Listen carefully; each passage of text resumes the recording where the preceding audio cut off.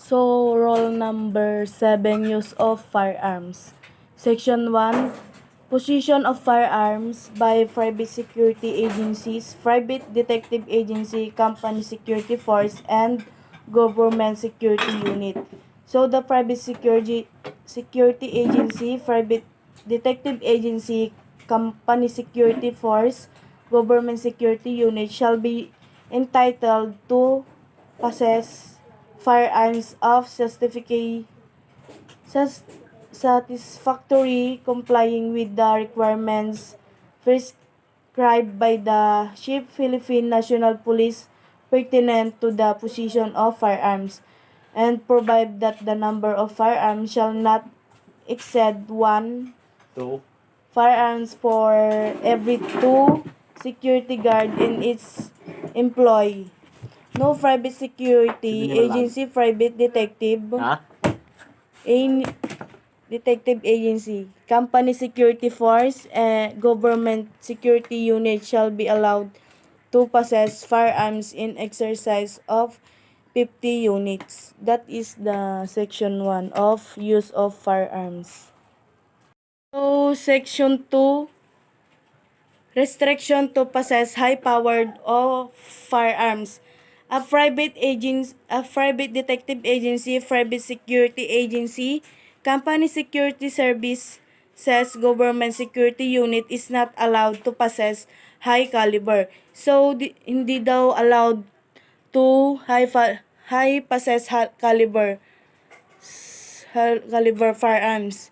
Consider as unmilitary type weapons such as M16, M14, caliber 30, carbine, M1 Garand, and other rifles and special weapon with bores bigger than caliber 22. To include the pistol and revolvers with the bores bigger than caliber 38 such as caliber 40, caliber 41, caliber 44, caliber 45, caliber 50, except the caliber 22. Centerfire, Magnum, and caliber 357 and other pistol with bores smaller than caliber 38 but which firing characteristic of full automatic verse and 3-round bird.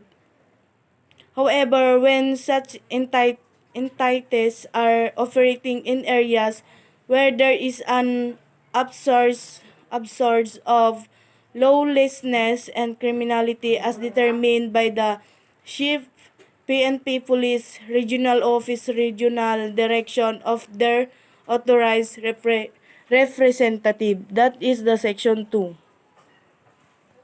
So, section 9, illegal possession of firearms. No person employed as security guard or private detective shall use unlicensed. Di ka daw pwedeng gumamit ng firearms kung hindi ka naka-license. In the performance of his duties, not be allowed not to use firearms with the duplicated series number.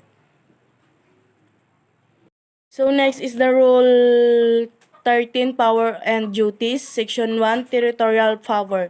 Ito yung mga territorial power.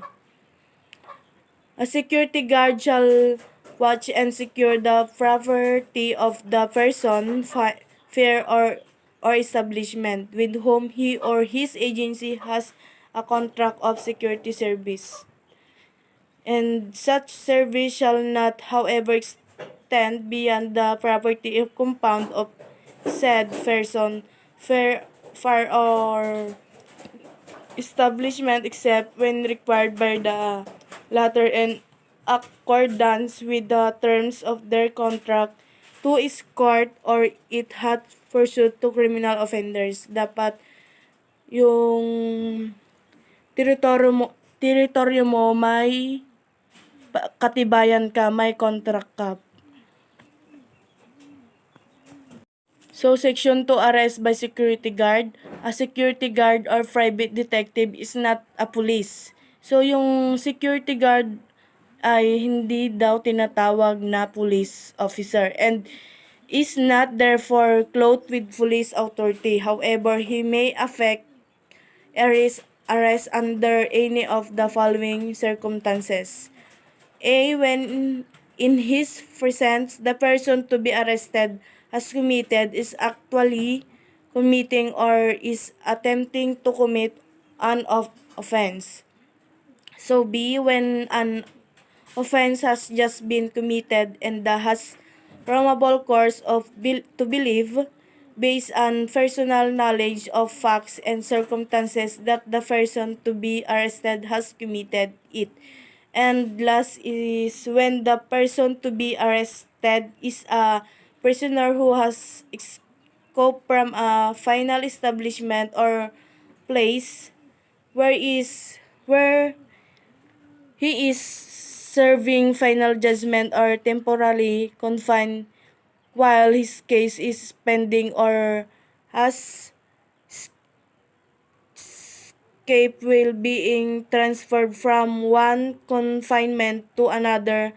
Section 6 Rule 113 Rule of Court, that is arrest by security guard on Rule 13 Power and Duties. So next is the section 3 method of arrest. When making an arrest, the watchman, security guard, or private detective shall inform the person to be arrested of the intention to arrest him in course of arrest.